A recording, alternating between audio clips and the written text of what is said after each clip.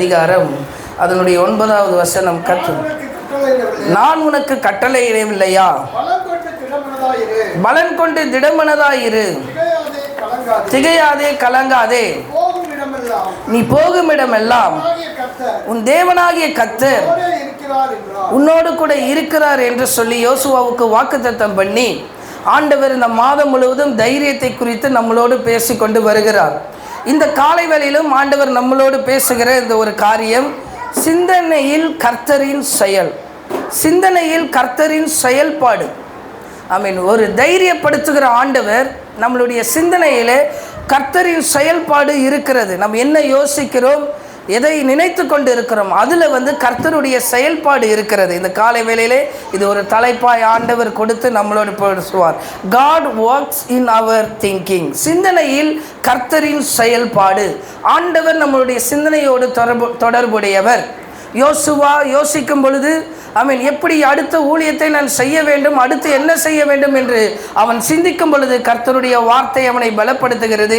நீ பலன் கொண்டு திடமனதா இரு, நீ தைரியமா இரு. அதனால் சிந்தனையிலே ஆண்டவருடைய செயல்பாடை பார்க்க முடிகிறது. கர்த்தரின் செயல்பாடுக்கு சிந்தனை ரொம்ப முக்கியம். ஆண்டவர் நம்ம மூலியமாய் செயல்படுவதற்கு, ஆண்டவர் சபை மூலியமாய் செயல்படுவதற்கு, ஒரு குடும்பத்தோடு செயல்படுவதற்கு நம்மளுடைய சிந்தனை நம்ம வாழ்க்கையிலே ரொம்ப ரொம்ப முக்கியமாக இருக்கிறது. ஆண்டவர் இந்த காலை வேளையிலே நம்மளை தைரியப்படுத்துகிற ஆண்டவர் சொல்லுகிறார், நம்மளுடைய சிந்தனை கர்த்தரின் செயல்பாடோடு தொடர்புடையதாக இருக்கிறது. நாம் சிந்திக்கிற ஒவ்வொரு காரியத்தையும் ஆண்டவர் அறிந்திருக்கிறார்.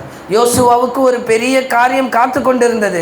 அவன் எப்படி அதை செய்ய வேண்டும் என்று அதை சிந்திக்கும் பொழுது ஆண்டவர் சொல்லுகிறார், நான் மோசையோடு கூட இருந்தது போல நான் உன்னோடு கூட இருப்பேன் என்று ஆண்டவர் சொல்லுகிறார். இந்த காலை வேளையிலே ஆண்டவராகிய கர்த்தருடைய வார்த்தை கர்த்தரின் செயல்பாடுக்கு நம்மளுடைய சிந்தனை ரொம்ப முக்கியமாக இருக்கிறது என்பதை பார்க்கிறோம்.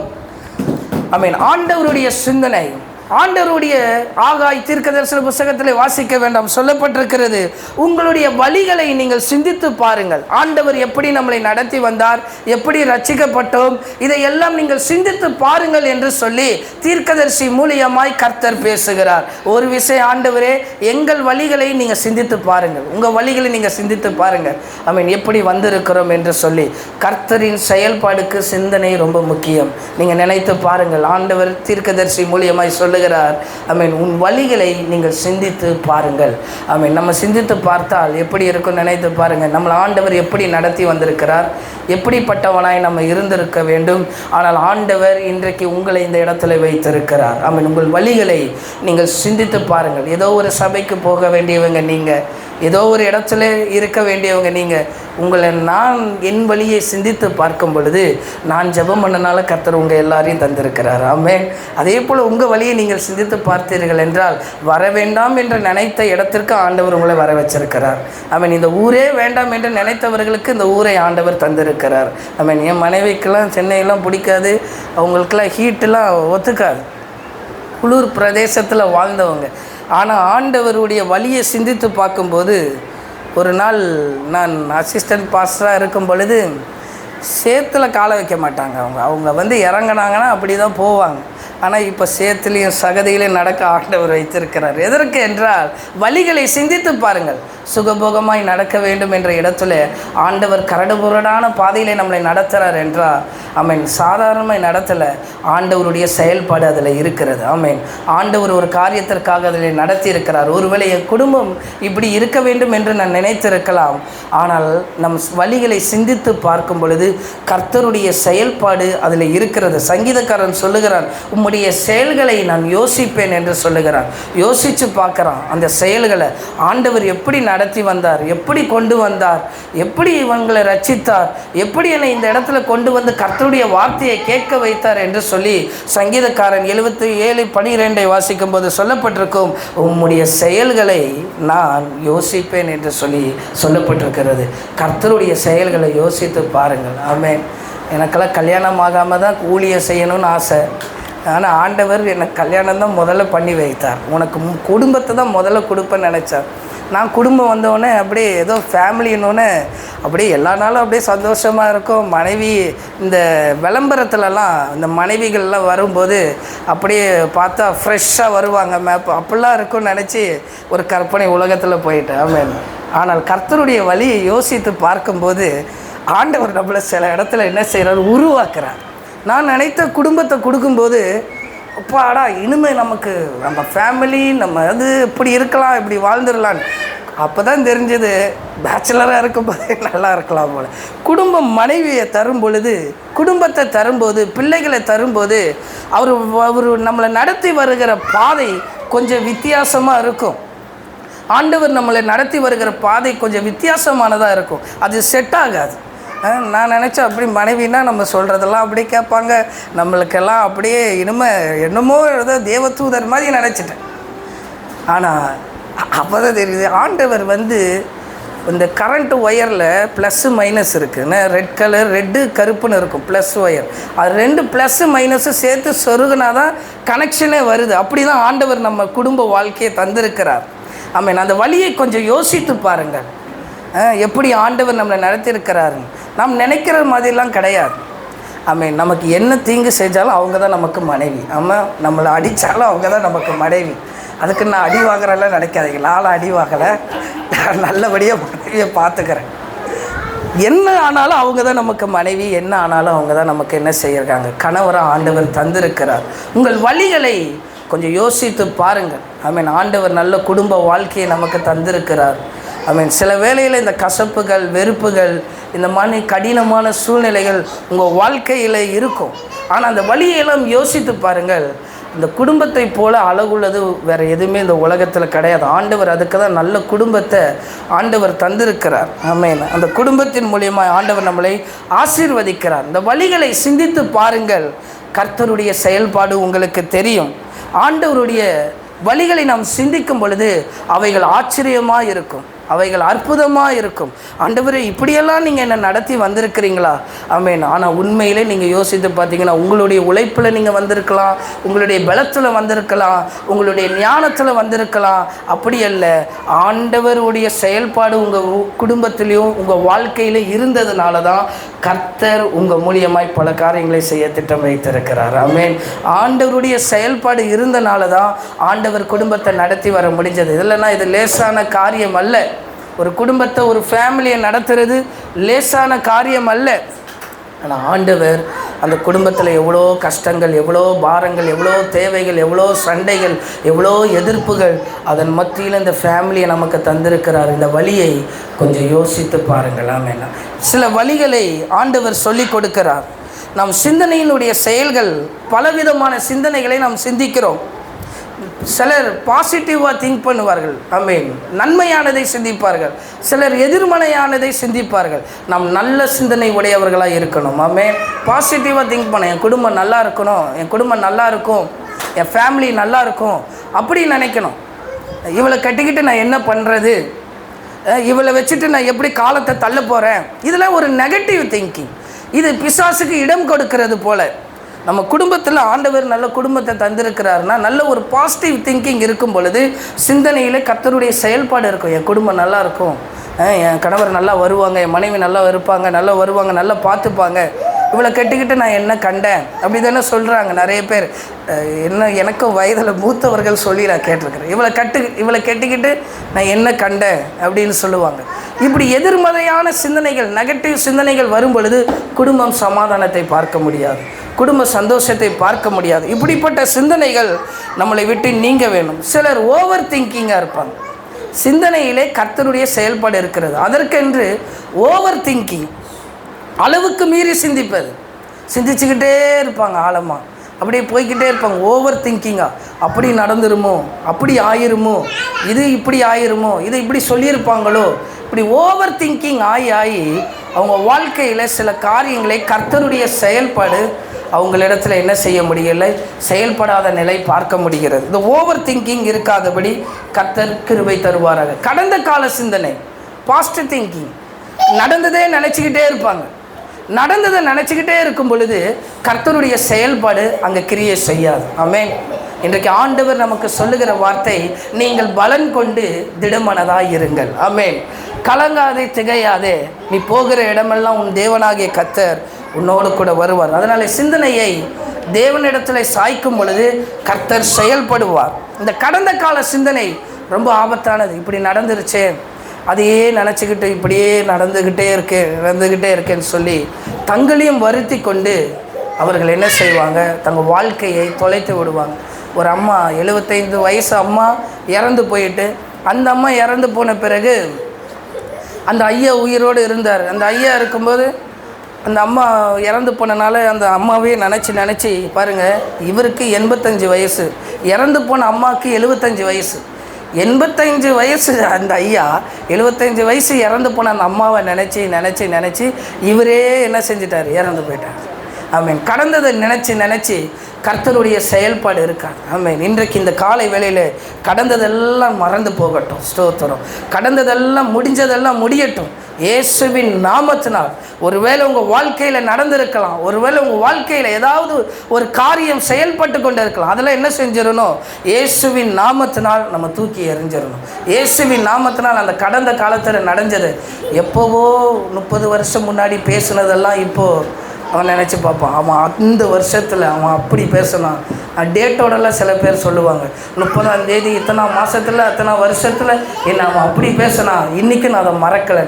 ஆண்டவருடைய பிள்ளைகள், கர்த்தருடைய செயல்பாடு நம்ம வாழ்க்கையில் இருக்கணும் என்றால், ஆண்டவருடைய செயல்கள் நம்ம வாழ்க்கையில் கிரியை செய்யணும் என்றால் அதெல்லாம் மறந்து போயிடும். அதெல்லாம் தூக்கி போட்டுரும். அந்த கடந்த கால பாஸ்ட் திங்கிங் நம்மளுக்குள்ளே இருக்கக்கூடாது.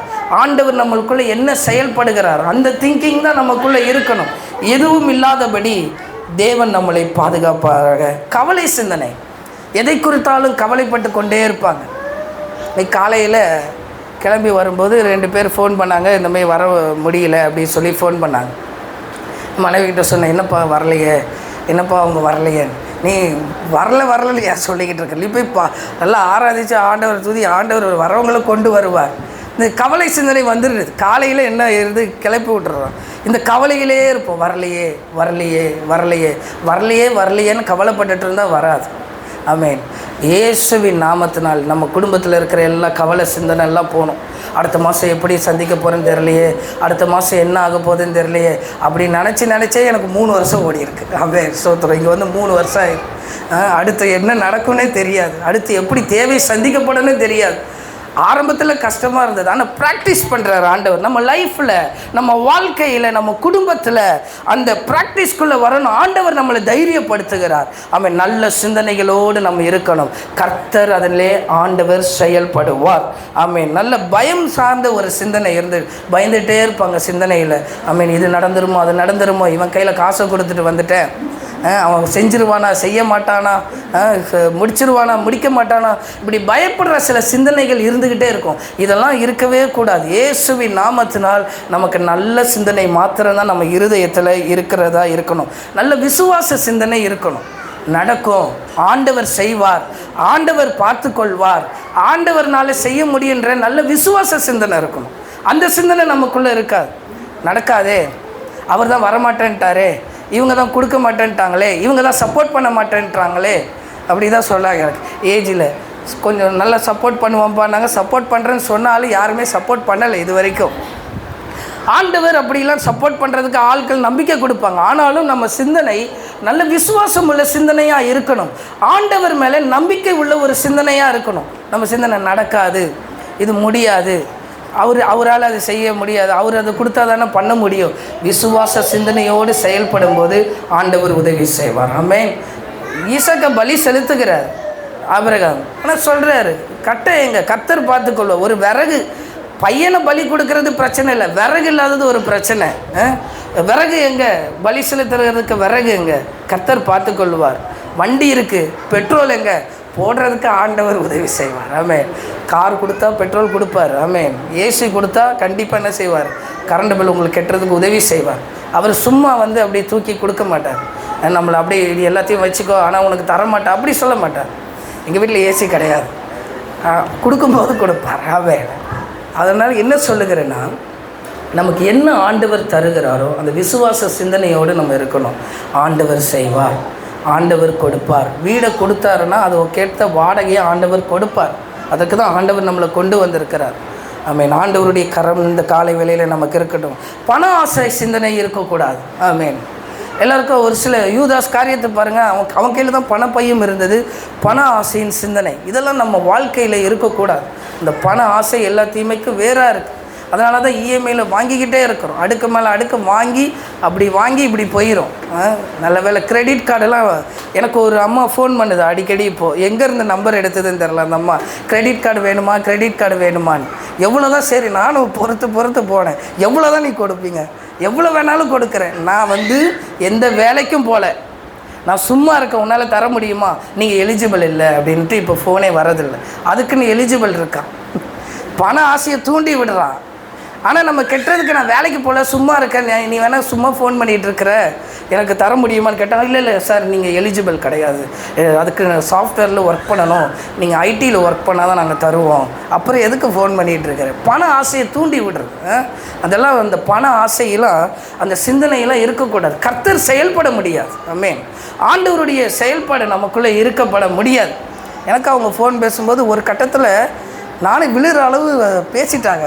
பேசாமல் யோசித்தேன், பரவாயில்லையே, பேசாமல் பக்கத்தில் ஒரு 1 லட்சம் ரூபா வாங்கி இடத்த வாங்கிட்டு மாதம் நம்ம பாட்டு கட்டிட்டு போயிடலாமே அப்படியெல்லாம் தோணிச்சு. இப்போ ஆனால் ஆண்டவர் அதுக்கெல்லாம் இடம் கொடுக்க மாட்டார். ஆமென். கர்த்தருடைய செயல்பாடு நம்ம வாழ்க்கையில் இருக்கணும் என்றால் இப்படிப்பட்ட சிந்தனைகளை நம் விட்டு விலக ஆண்டவர் நமக்கு உதவி செய்வார். பொறாமை சிந்தனை இருக்கக்கூடாது. ஆமென். சிலர் அப்படியே பொறாமைப்பட்டு கொண்டே இருப்பாங்க. சவுலுக்கு பொறாமை இருந்தது. அந்த பொறாமை சிந்தனை நம்ம வாழ்க்கையில் என்ன செய்யக்கூடாது? இருக்கக்கூடாது. ஆமென். அவங்களுக்கு கொடுத்த ஸ்தோத்திரம். எல்கனாக்கு முதல் மனைவிக்கு பிள்ளை இருந்தால் அண்ணால் என்ன செஞ்சுருக்கணும்? ஸ்தோத்திரம் பண்ணியிருக்கணும். அவளை குத்தி காட்டி பேசும் பொழுது எவ்வளோ பொறாமையாக இருக்குது பார்த்தீங்களா? ஆமென். ஆசீர்வாதம் வரும்போது பொறாமையாக இருக்குல்ல? ஆமென். பரவாயில்ல, கர்த்தர் கொடுப்பார். ஆமென். நமக்கு ஏற்ற வேலையில் ஆண்டவர் கொடுப்பார். எனக்கு பின்னாடி வந்த ஊழியக்காரங்களாக வளர்ந்து போயிட்டாங்க. நம்ம பொறாமை. எத்தனை பேர் இன்னும் போன மாதம் கேட்டால் 25 பேர் வராங்கன்றான். அடுத்த மாதம் ஃபோன் பண்ணி கேட்டால் 30 பேர்ன்றான். என்ன பண்ணுறாங்க ஏது பண்ணுறாங்கன்னு தெரியல. இதுக்கு பொறாமைப்பட முடியுமா? ஆண்டவர் நம்மளை ஆசீர்வதிப்பார். நம்ம இந்த சிந்தனைகள் எல்லாம் நமக்குள்ளே இருக்கக்கூடாது. பிசாசு கொண்டு வருவான். நான் அப்படி பண்ண ஊழியத்தை எப்படி பண்ணேன், ஆண்டவர் இப்படி ஆசீர்வதிச்சார், நீ எப்படி பண்ணு, இப்படி தானே சொல்லுகிறாங்க. நீ இதே பண்ணு, நான் அதர்ஸ் கடையில் போய் சாப்பிட்டேன் ரொம்ப நல்லா இருந்தேன், நீ அங்கேயே போ. இப்படி எல்லாத்தையும் நம்ம நீயும் பண்ணு நம்மளை என்ன தெரியுமா பொறாமைக்குள்ளே தந்திடுவாங்க. இந்த பொறாமை சிந்தனைகள்லாம் இல்லாதபடி தேவன் நம்மளை பாதுகாப்பாராக. மாற்றத்தின் சிந்தனை நமக்குள்ளே உண்டாகவேன். ஆண்டவரே நான் மாறணும், நான் ஒவ்வொரு நாளும் மறுரூபமாகணும், ஒவ்வொரு நாளும் என்னுடைய லைஃப் மாறணும், ஒவ்வொரு நாளும் என்னுடைய தேவைகள் எல்லாம் மாறி போகணும், என் நல்ல ஆண்டவருக்குள்ளே வளரணும். ஆமென். சகையை குறித்து தெரியும், நல்ல மனுஷன்தான் அவன். ஆனால் அவனுக்குள்ளே ஒரு மாற்றம் வந்தது. இயேசு எப்படிப்பட்டவர் என்று பார்க்க வகை தேடினான். நம்ம வாழ்க்கையில் அந்த மாற்றத்தை நம்ம பெற்றுக்கொள்ளணும்னா ஆண்டவர் எப்படிப்பட்டவரோ என்பதை எல்லாம் அந்த மாற்றத்தின் சிந்தனை நமக்குள்ளே இருக்க வேண்டும். இப்படிப்பட்ட சிந்தனைகள் எல்லாம் நமக்குள்ளே இருக்கும் பொழுது அவைகளை எல்லாம் கலைத்து போட்டு ஒரு கிறிஸ்தவர்கள் சிந்திக்கிறதோடு கூட இருக்காதபடி சிந்தித்து ஜெபித்து தேவனுடைய வழி நடத்துதலை தேடணும். நம்ம வாழ்க்கையில் நன்மை ஒரு காரியம் நடக்கணும்னா சிந்திக்கிறதோடு கடந்து போகாதபடி சிந்தித்த காரியத்தை ஜெபித்து தேவனுடைய வழி நடத்துதலை தேடணும், வசனத்தை தேடணும், வார்த்தையை தேடணும். பிரசங்கத்தில் ஏதாவது கர்த்தருடைய வார்த்தை பேசப்படுகிறதா என்பதை குறித்து பார்க்கணும். ஆண்டவர் ஏதாவது என்னோடு பேசுகிறாரா என்று குறித்து இந்த காரியத்தை குறித்து எல்லாம் பார்க்க ஆண்டவர் உதவி செய்வார். இந்த காலை வேளையிலே நம்மளுடைய சிந்தனையிலே கர்த்தருடைய செயல்பாடு என்று சொன்னேன். இந்த சிந்தனைகள் நெகட்டிவான சிந்தனைகளை துளைத்து போட்டு நம் உள்ளத்திலே ஒரு மாற்றத்துக்கான சிந்தனை வரும் பொழுது தான் ஆண்டவர் நம்மளிடத்தில் செயல்பட முடியும். இந்த காலை வேளையில் அந்த சிந்தனையை ஆண்டவர் நமக்கு தருவாராக. ஆமென். நன்மை சிந்தனையினால் கர்த்தருடைய செயல்பாடு முதல் காரியமாய் சொல்லுகிறேன். ஆண்டவருடைய நன்மை நம்மளுடைய எப்படி செயல்படுகிறது என்றால் நம்ம மைண்டில், நம்மளுடைய திங்கிங்கில், நம்மளுடைய எண்ணத்தில், நம்மளுடைய சிந்தனையில் நல்ல சிந்தனை இருக்க வேண்டும். வாசிப்போம். மத்தேயு எழுதின சுவிசேஷம் 1வது அதிகாரம் 20வது வசனத்தை வாசிப்போம். மத்தேயு எழுதின சுவிசேஷம். அவன் இப்படி சிந்தித்து கொண்டிருக்கையில் கர்த்தருடைய தூதன் சொப்பனத்திலே அவனுக்கு காணப்பட்டு,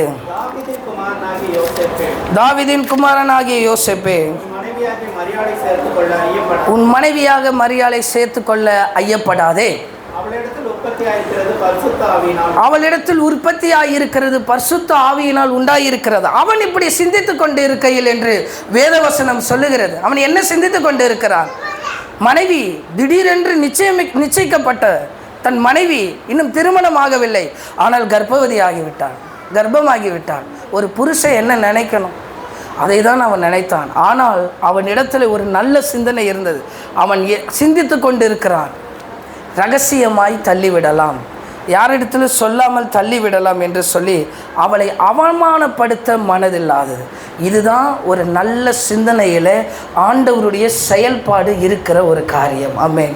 அவன் அவமானப்படுத்த மனதில்லாமல் ரகசியமாய் தள்ளிவிட யோசித்து கொண்டிருந்த பொழுது அவன் சிந்தித்து கொண்டிருக்கிறான். இன்றைக்கி நம்மளுடைய வாழ்க்கையிலே நாம் எதை சிந்தித்து கொண்டிருக்கிறோம்? ஆண்டவரே எனக்கு நல்ல வேலை வேண்டும் என்று சிந்தித்து கொண்டிருக்கிறோமா? ஆண்டவரே என் வாழ்க்கையில் நல்ல உயர்வு வேண்டும் என்று சிந்தித்து கொண்டிருக்கிறோமா? எதை நாம் சிந்தித்து கொண்டிருக்கிறோமோ பரிசுத்த ஆவியானவர் கர்த்தருடைய செயல்பாடு அந்த சிந்தனையில் இருக்கிறது என்பதை இந்த காலை வேளையிலே இந்த சத்தியத்தை நீங்கள் மறந்து விடாதீர்கள். ஆமென். ஆண்டவர் உங்களுக்கு சொல்லிக் கொடுக்கிறார். அவன் அப்படி சிந்தித்துக் கொண்டிருக்கையில், நினைத்து பாருங்கள், நீங்கள் சிந்தித்துக் கொண்டிருக்கையில் பரிசுத்த ஆவியானவனால் உண்டானது என்று சொல்லப்பட்டிருக்கிறது வசனம். பயப்படாத யோசேப்பு ஒன்றும் பெரிய குற்றவாளி இல்லை, அவன் ஒரு நீதிமான், நல்ல மனுஷன்தான்.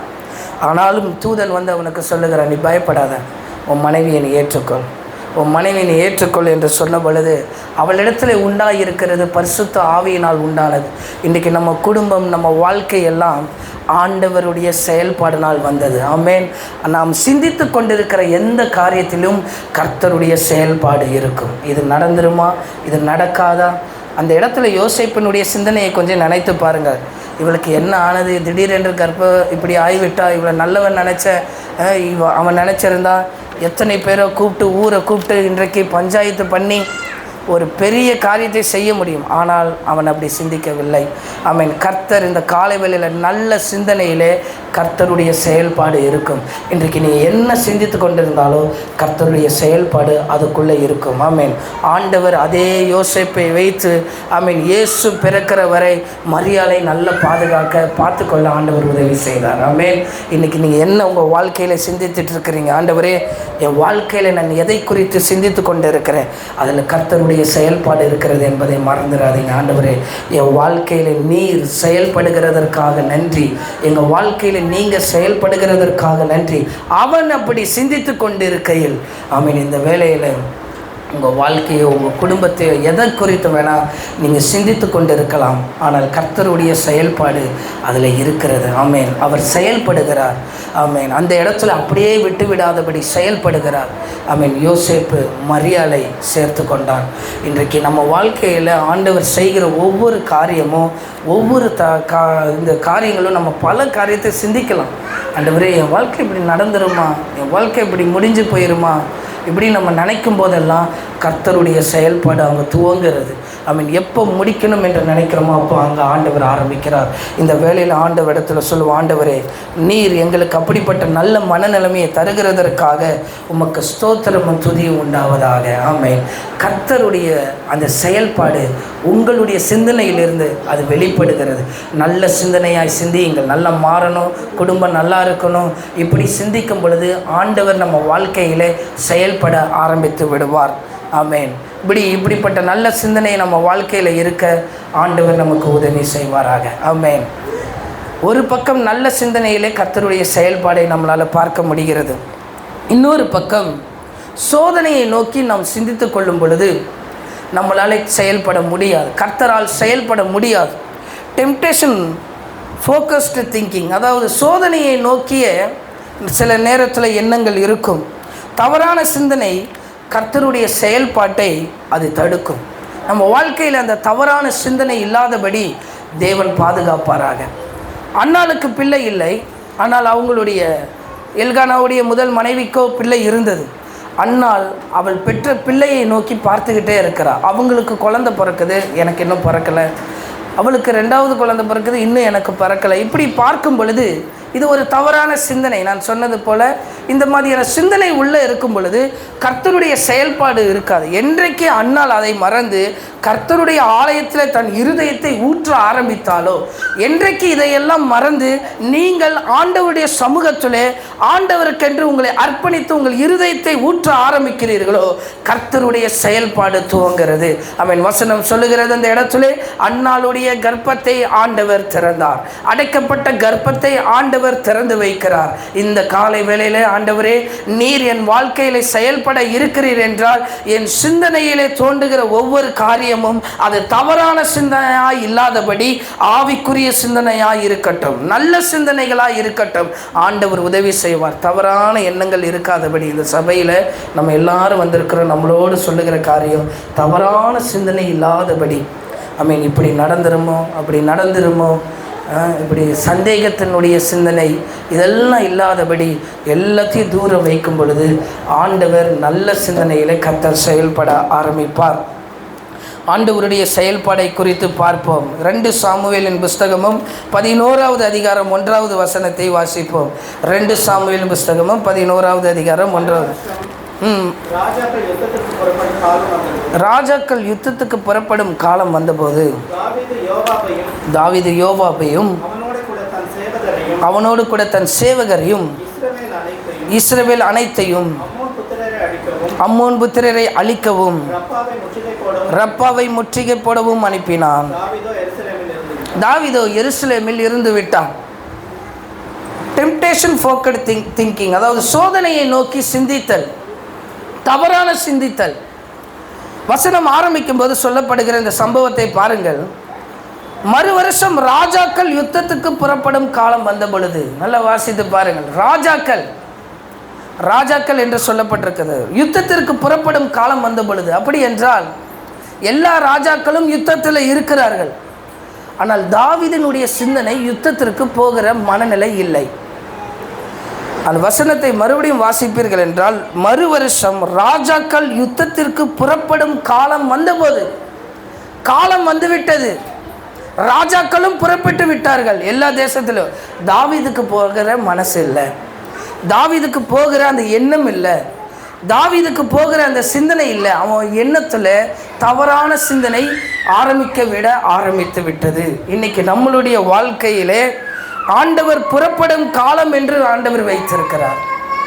ஆமென். புறப்படும் காலம் வந்தபோது சொல்லுவோம், புறப்படும் காலம் வந்தபோது, நமக்கு நல்ல காலம் வருகிற பொழுது நம்ம என்ன செய்கிறோம்? ஆமென், நம்ம போகாமல் இருக்கிறோம். ஆமென். யுத்தத்திற்கு புறப்படும் காலம் வந்த பொழுது, ஆராதனைக்கு வருகிற காலம் வந்த பொழுது நாம் வராமல் இருக்கிறோம். ஆமென். அப்படி தானே? ஜெபத்துக்கு வரும் காலம் வந்த பொழுது நாம் வராமல் இருக்கிறோம். ராஜாக்கள் எல்லாம் யுத்தத்திற்கு வந்த பொழுது தாவீதோ எருசலேமிலே இருந்து விட்டான். நாமளோ சபைக்கும் தேவனுடைய காரியத்துக்கும் இடம் கொடுக்காமல் அவன் வீட்டிலே இருந்து விடுகிறோம். ஆமென். அப்படி தானே? அங்கே தான் தவறான சிந்தனை உருவாக ஆரம்பிக்கிறது. இன்னும் தாவீது பாவம் செய்யலை, இன்னும் தாவீது குற்றம் செய்யலை. செய்கிறதுக்கு முன்பாக எங்கே ஆரம்பிக்குது பாருங்கள். எல்லா ராஜாக்களும் யுத்தம் செய்கிறதுக்கு போயிட்டாங்க, எல்லாரும் யுத்த களத்தில் இருக்காங்க, எல்லாரும் ஜபத்தில் இருக்காங்க, எல்லாரும் ஆராதனையில் இருக்கிறாங்க, எல்லா வசனத்தோடு கேட்குறதுக்கு இருக்கிறாங்க. ஆனால் தாவீது புறப்படும் காலம் வந்த பொழுது அவன் புறப்படவில்லை. டைம் ஆயிடுச்சு, ஆனாலும் புறப்படவில்லை.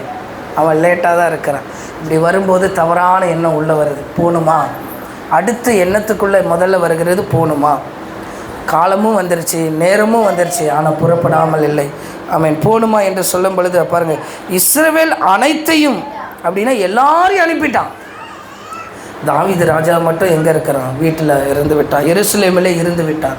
இன்றைக்கு போக வேண்டிய இடத்துல, செயல்பட வேண்டிய இடத்துல, ஆண்டவருடைய காரியத்தில் நாம் இருந்து விடும் பொழுது தவறான சிந்தனை நமக்குள்ளே பிறக்கிறது. எல்லாரும் போய்விட்டார்கள். 2வது வசனத்தை முதல் பகுதியை வாசிப்போம். ஒரு நாள் சாயங்காலத்தில் தாவீது தன் படுக்கையில் இருந்து எழுது. போதும். ஒரு நாள் சாயங்காலத்தில் தாவீது படுக்கையில் இருந்து எழுதுனா மதியானம் நல்ல ரெஸ்ட் எடுக்கிறார், நல்ல ரெஸ்ட்டு தான் எடுக்கிறார், தப்பு இல்லை. ஆனால் யாரும் இல்லை. தவறான சிந்தனை பிறக்கிற ஒரு காலத்தை பார்க்கிறோம். தாவீது படுக்கையில் இருந்து எழுது அரண்மனையின் உப்பரிகையின் மேல் உலாத்தி கொண்டிருந்த போது, அங்கே உலாத்துறதுக்கு எந்த வேலையும் இல்லை. என்றைக்கு ஒரு மனுஷனுக்குள்ள தவறான சிந்தனை உண்டாகிறதற்கு நான் சொன்னது போல சோதனையை நோக்கி சிந்திக்கிறான். கர்த்தர் சோதிக்கிறதில்லை. ஆண்டவர் வசனம் சொல்லுகிறது, ஆண்டவர் ஒருபோதும் சோதிக்கிறதில்லை.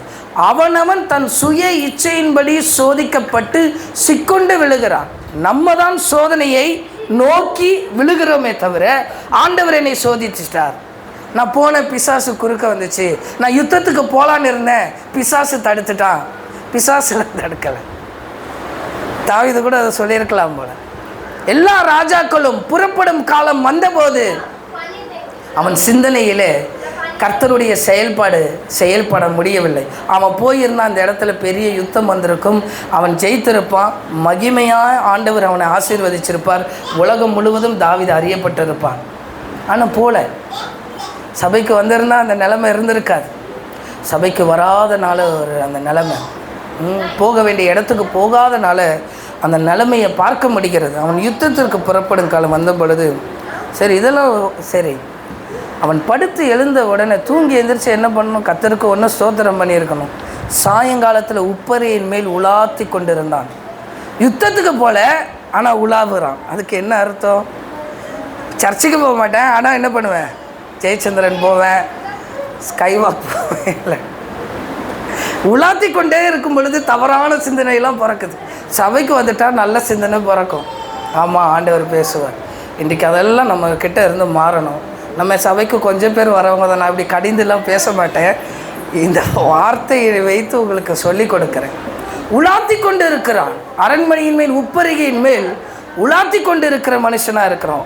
இன்றைக்கி யார் யாரெல்லாம் உலாத்தி கொண்டு இருக்கிறாங்களோ அவங்க வாழ்க்கையிலலாம் பாருங்கள், ஒரு பெரிய பாவம் அவங்களுக்குள்ளே விழுகிறதா இருக்கிறது. ஒரு ஊழியக்காரர் எப்போ பார்த்தாலும் சபையில் இருக்கிறது இல்லை. ஞாயிற்றுக்கிழமை பிரசங்கத்துக்கு கூட எப்போ பார்த்தாலும் வெளியே தான். எங்கே பண்ணால் தூத்துக்குடியில் பிரசங்கம், அங்கே பிரசங்கம், இங்கே பிரசங்கம், எல்லா நாளும் பிரசங்கம். உலாத்தி கொண்டே இருக்கிறான். ஆனால் உலாத்தி கொண்டே இருக்கிறவன் தான் முதல்ல விழுகிறான். ஆமென், ஸ்தோத்திரம். நம்ம புறப்படும் காலம் வந்திருக்கிறது. நமக்கு நல்ல சபையை ஆண்டவர் தந்திருக்கிறார். இன்றைக்கு நமக்குள்ளே அந்த தவறான சிந்தனை வரும் பொழுது தேவனால் செயல்பட முடியலை. பாருங்கள், தாவீதுக்கு எப்படி அது உள்ளத்தில் பிறக்குதுன்னு பாருங்கள். அந்த சிந்தனை முதல்ல ராஜாக்கள் எல்லாரும் போயிட்டாங்க, இவன் போகணுன்ற அந்த மென்டாலிட்டியே இல்லை. சர்ச்சுக்கு போகணுமா, ஜெபத்துக்கு போகணுமா, நம்ம போனால் தான் ஜெபம் நடக்குமா, நம்ம வரலைன்னா பாஸ்டர் நடத்த மாட்டாங்களா? பைபிள் காலேஜில் நான் படிக்கும்போது கேட்பாங்க, எங்கள் அம்மாவோட அண்ணன் இறந்த பொழுது சொந்த மாமா தான், நீ போகலன்னா அடக்காரதுன்னு நடக்காதான்னு கேட்டாங்க. இல்லை நடக்கும். அப்போ போய் நீ என்ன பண்ணு, போய் உள்ளே போய் உட்காருன்னு அனுப்பி விட்டுட்டாங்க. அந்த வார்த்தை ரொம்ப கடினமாக இருந்தது. அது மாதிரி தான் கேட்குறாரு. இப்போ நீ போகலன்னா சபை நடக்காதா? அந்த சேர் காலியாக இருக்கா, அவ்வளோதான். அதுக்குன்னு சர்ச்சை நடக்காதா? அது மாதிரி தான் தாவீதினுடைய எப்போ இந்த எண்ணம் தாவீதுக்குள்ளே வருதோ தவறான அந்த சிந்தனை உள்ளே வருது. கர்த்தரால் செயல்பட முடியல. இன்றைக்கி நமக்குள்ளே அந்த சிந்தனை வரக்கூடாது. போகணுமா, இன்றைக்கி அடுத்த வாரம் பார்த்துக்கலாமே. தாவீது அப்படி தான் நினச்சிருந்தான். புறப்படும் காலம் வந்தபோது போல் எல்லாரையும் அனுப்பிவிட்டார். அப்புறம் போய்க்கலாம் யுத்தத்துக்கு, அவங்க ஜெயிச்சிருவாங்க, அப்புறம் போய் பார்த்துக்கலாம். அதெல்லாம் போகும்போது நம்ம வாழ்க்கையில் தடை இருக்கும். ஆமென். இந்த காலை வேளையிலே அவைகள் இல்லாதபடி ஆண்டவர் நம்மளை பாதுகாத்து நம்மளை நடத்துவாராக. பாருங்கள், அவன் உப்பரிகளை உலாத்தும் போது ஸ்நானம் பண்ணுகிற ஒரு ஸ்திரீயை கண்டான் என்று வசனம் இருக்கிறது. என்றைக்கு அவன் உலாத்துறானோ அன்றைக்கி தான் அவன் பார்க்குறான். ஆனால் வசனம் சொல்லுகிறது, அவன் 7 முறை துதிக்கிறவன், 3 முறை ஜெபிக்கிறவன், ஆண்டவருடைய ஊழியக்காரன், இருதயத்துக்கு ஏற்றவன். ஆனால் தவறான சிந்தனை உள்ள பிறக்க கர்த்தருடைய செயல்பாடு குறைஞ்சிட்டே இருக்கும். கர்த்தருடைய செயல்பாடு குறைக்க ஊழியத்தில் பின்வாங்கிக்கிட்டே இருப்போம். ஆமென். ஆவிக்குரிய வாழ்க்கையில் பின்வாங்கிட்டே இருப்போம். ஜெபிக்கிற வாழ்க்கையில் பின்வாங்கிக்கிட்டே இருப்போம். ஆமென். வேதம் வாசிக்கிற வாழ்க்கையில் பின்வாங்கிட்டே இருப்போம். ஆசீர்வாதத்தில் பின்வாங்கிட்டே இருப்போம். எல்லாவற்றிலும் பின்வாங்கி கடைசியில் உலாத்தி கொண்டே இருப்போம். இங்கே போனால் நன்மை கிடைக்காதா, இந்த சபைக்கு போனால் நன்மை கிடைக்காதா, அந்த சபைக்கு போனால் நன்மை கிடைக்காதா, உலாத்தி கொண்டு இருக்கும் பொழுது எந்த சபையில் நன்மை கிடைக்காது. அப்போ தான் பாவம் உள்ள வருகிறதை நம்மளால் பார்க்க முடிகிறது. தவறான சிந்தனைக்கு தாவீது இடம் கொடுக்கிறான். ஆமென். அதில் ஆமென் 27வது வசனத்தை வாசிப்போம். அதே அதிகாரத்தில், துக்க நாள் சென்ற பின்பு தாவீது அவளை அழைத்தனுப்பி தன் வீட்டிலே சேர்த்து கொண்டான். அவள் அவனுக்கு மனைவியாகி அவனுக்கு ஒரு குமாரனை பெற்றார். தாவீது செய்த இந்த காரியம் கர்த்தரின் பார்வைக்கு பொல்லாததா இருந்தது. கர்த்தர் செயல்பட முடியல. ஆண்டவருடைய பார்வைக்கு இது பொல்லாததா இருந்தது. என்றைக்கு ஒரு மனுஷனுடைய வாழ்க்கையில தவறான சிந்தனை பிறக்க ஆரம்பிக்கிறதோ, அவனவன் தன் சோதனையிலே தன் இச்சையிலே விழுகிறானோ, அன்றைக்கு தான் கர்த்தருடைய பார்வைக்கு பொல்லாதானதை செய்ய ஆரம்பிக்க விடுகிறான். அவனுக்கு அந்த பாவம் மட்டும் இல்லை, அவனுடைய கணவரையை கொல்ற அளவுக்கு அவனுக்கு தைரியமும் வந்தது. மறந்துட்டான். இன்றைக்கி நம்ம வாழ்க்கையில் அதெல்லாம் சிந்திக்கணும். ஆண்டவரே, என் வாழ்க்கையில் நல்ல சிந்தனை பிறக்கணும். ஆனால் யோசேப்பை எடுத்துக்கொண்டீர்கள் என்றால் அவன் ரகசியமாய் தள்ளிவிட யோசித்து கொண்டிருந்தான். அவன் சிந்தித்து கொண்டிருந்த பொழுது கர்த்தருடைய தூதன் சொல்லுகிறார், நீ அவளை சேர்த்துக்கொள் என்று. அந்த குடும்பத்தின் மூலியமாய் கர்த்தருடைய செயல்பாடு இருந்தது. இந்த குடும்பத்தின் மூலியமாய் கர்த்தருடைய செயல்பாடு பட முடியவில்லை. அவங்க வாழ்க்கையில் கஷ்டத்தை தான் பார்க்க முடிந்தது. தாவீது மறுபடியும் ஓடிக்கிட்டே இருக்கான். இன்றைக்கி நம்ம வாழ்க்கையை ஆண்டவர்கிட்ட இந்த காலை வேளையில் ஒப்பு கொடுப்போம். ஆண்டவரே, இந்த காலை வேளையில் எங்களை நாங்கள் உங்கள் கரத்தில் நாங்கள் ஒப்பு கொடுக்குறோம். நல்ல சிந்தனைகள் பிறக்க, நல்ல சிந்தனைகள் உண்டாக ஆண்டவர் எங்களுக்கு உதவி செய்வீராக. புறப்படும் காலம் வந்தது. ராஜாக்கள் யுத்தத்திற்கு புறப்படும் காலம் வந்தது. என்றைக்கு அவன் அங்கேயே இருந்து விடுகிறானோ அங்கே தான் ஆரம்பிக்கிறது. இன்றைக்கு நம்ம என்றைக்கு நம்மளுடைய வாழ்க்கையில் அங்கேயே இருக்கணும்னு ஆரம்பிக்கிறோமோ அங்கே தான் எல்லாமே ஆரம்பிக்கிறது. கர்த்தர் சமூகத்தில் நம்மளை இந்த வேளையிலே தாழ்த்தி அர்ப்பணித்து ஒப்பு கொடுத்து கண்களை மூடி நம்ம ஜெபம் செய்வோம். ஆண்டவரிடத்தில், ஆண்டவரே, இந்த வேளையில் நீர் எங்களோடு பேசி இருக்கிறீர். நல்ல சிந்தனைகள் பிறப்பதற்கு ஆண்டவர் எங்களுக்கு கிருபையை தாங்க. ஆமென். நல்ல சிந்தனைகள் பிறக்கிறதற்கு உதவி செய்யுங்க. சோதனையான சிந்தனைகள், ஆண்டவரே, தவறான சிந்தனைகளை நாங்கள் இருக்காதபடி தேவன் எங்களுக்கு கிருபை தரும்படியாக நாங்கள் ஜெபிக்கிறோம்ப்பா. உங்கள் கரை எங்கள் மேலே இந்த காலை வேளையில் இருக்கிறதற்காக நல்ல நன்றி செலுத்தி, ஆண்டவரே, நீர் எங்களோடு பேசி இருக்கிறதற்காக நன்றி. இப்படி கிருபை